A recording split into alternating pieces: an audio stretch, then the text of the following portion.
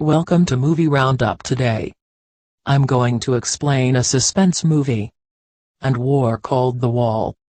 In a major broadcast in the middle of the Iraqi desert, we see Matthews, a skilled American sniper, along to the observer and assistant to him. They are camouflaged in some bushes with the goal of finding and murdering a experienced enemy sniper who killed all the soldiers, Americans in a camp. The two observe the area for several hours and see that there is no movement or trace of the possible sniper. Sergeant Matthews decides to walk to the camp to review what happened, while AIS gives you cover from afar when going down.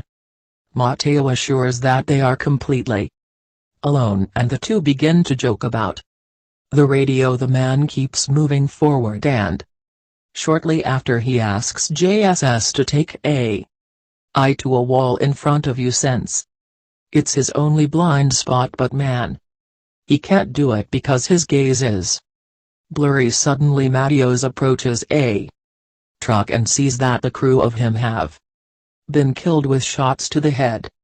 The soldier knows how tough he is, hitting those shots on the move, so that he has a bad feeling and looks at the around him to check if there is any enemy sniper there. Cares, and he asks Matthew to get out of there, but that's when the guy gets a shot in the leg, leaving him incapacitated. There the helmet is placed, and he quickly goes down to help his partner, moving in a zigzag and shape unpredictable to make it more difficult shoot him. When he approaches Mateo, L.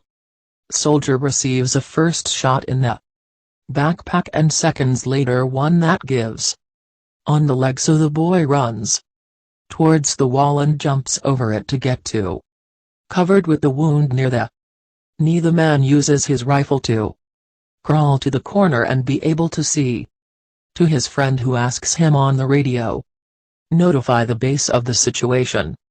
First of all, he decides to take his tourniquet and apply it to the leg in order to stop the bleeding, noting the time he put it on a paper. Then the man stretches and he reaches for his backpack, from which he pulls out a powerful long-range radio and asks the base for an extraction immediate. Unfortunately, the first shot that there was hit the antenna of the radio, so the device does not it works, and they are left incommunicado with the base.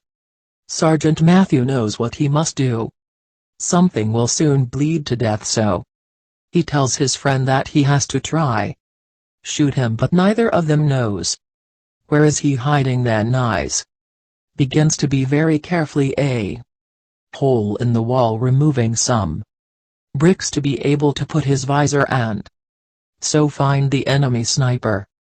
But when he is about to finish, a part of the wall collapses, crushing his hand and hurting his finger when getting make the ice hole past the crosshairs through it hole and try to communicate with the sergeant. But the man had lost a lot of blood from the shot, and he has been left unconscious. When the adrenaline of the moment passes, the boy begins to feel the strong pain of the wound, so he bites a piece of cloth and digs with the knife of him to the injury to try take out the bullet. When you get it, eyes take some gauzes with which the wounded and quickly loses awareness.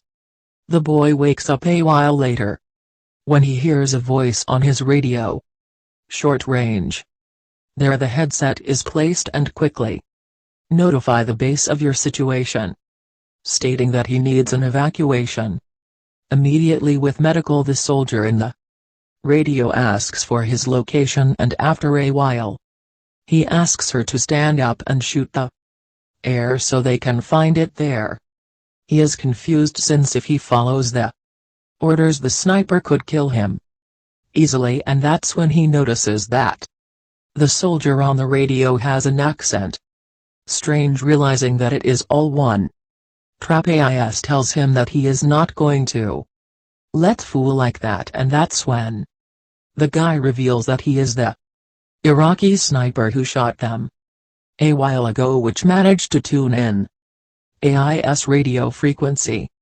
The soldier looks through the viewfinder thinking about where he might be hiding, and then he does some calculations on Earth, concluding that the sniper could be in a distant container about 1,500 meters away, and if the sniper talk for a while about their lives, and soon the Iraqi ask about Dean, a French soldier from AIS who recently lost his life in one of the missions. The boy, surprised and quickly asks what as he knows about Dean, but the sniper does not respond and asks, "Tell you more about him." "Oh, you're visibly sad about the death of his partner Din," and tells him that not talk about him. The enemy asks him to cooperate and reveal that he still needs it alive, indicating that both the first shot at the radio antenna as the second to the knee were calculated, and they were on purpose there.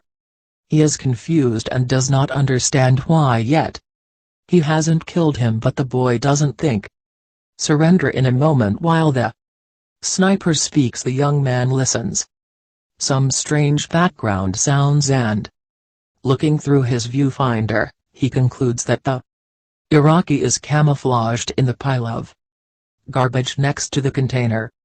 The sniper keeps asking him about Dean, but the poor there is. He feels very bad every time he remembers it.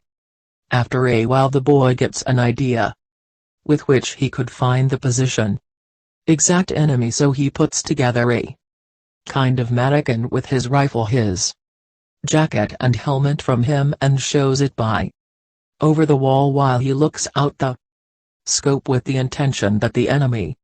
He shoots the doll so he can see it. Unfortunately, the helmet falls to the other side of the wall, and the sniper laughs.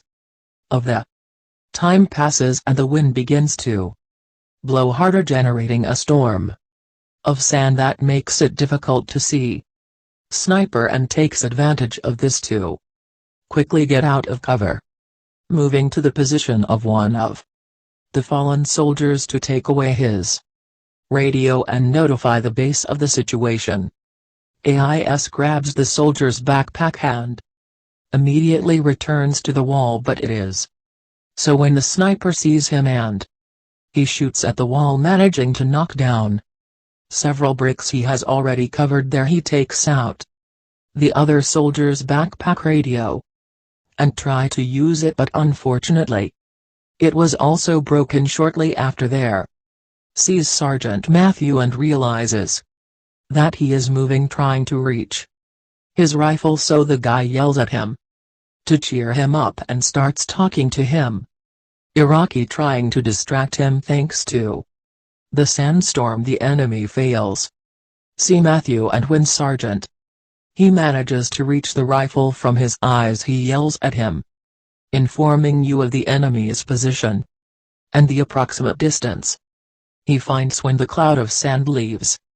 The sergeant manages to see the pile of garbage and fired several shots at the positions where the frank enemy shooter.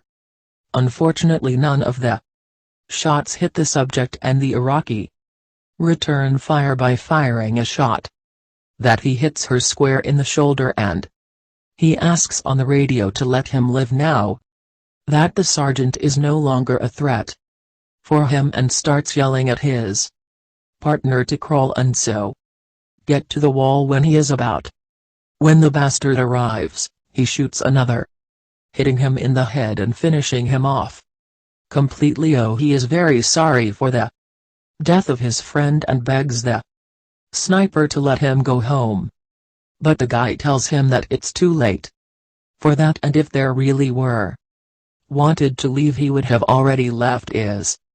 So when Eyes tells him the reason why he is still here, revealing that he was the one who killed his partner Din.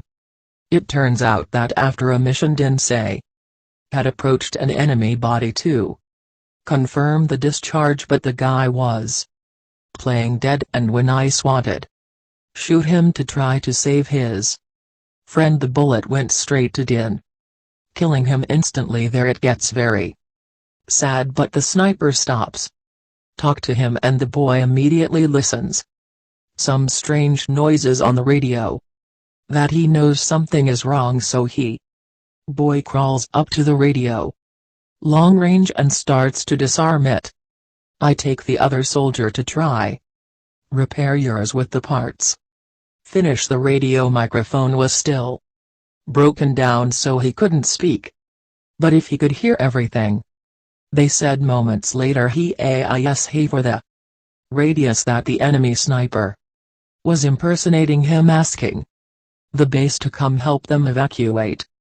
That's when the boy realizes that in reality the Iraqi was laying a trap, making them come unsuspecting and thus take advantage of, kill them all. There he falls asleep, and he later wakes up to the sound of a helicopter in the distance. The young man dragged to the end of the wall, and he builds a kind of hook with a stick and a rope, which he uses to try reach for the sergeant's rifle. When get the boy see both rescue helicopters in the distance, and with intent to kill the enemy, save the companions of him, decides that it is better to throw down the wall and try shoot him.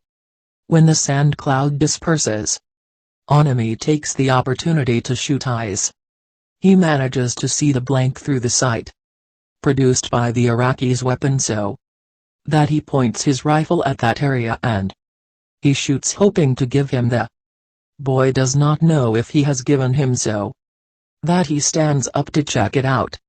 He doesn't get shot, but he's not absolutely sure that he could have killed him. And that's when the team rescue arrives and evacuation begins. While his companions put him on a stretcher with the few forces that they stay there, he tries to warn them that the sniper could be alive, hidden in the trash, but his colleagues ignore him. The helicopter takes off in the direction of the garbage pile, and the other soldiers assist with oxygen and saline. Shortly after, the Iraqi shoots one of the soldiers in the helicopter, and followed by that he also shoots the pilot of the aircraft, so the crew crashes to the ground in a accident that cost them all their lives. American soldiers, remember to leave your like, that helps a lot to the channel. Subscribe and activate the notifications to see more videos like. Thank you for watching, and until next time.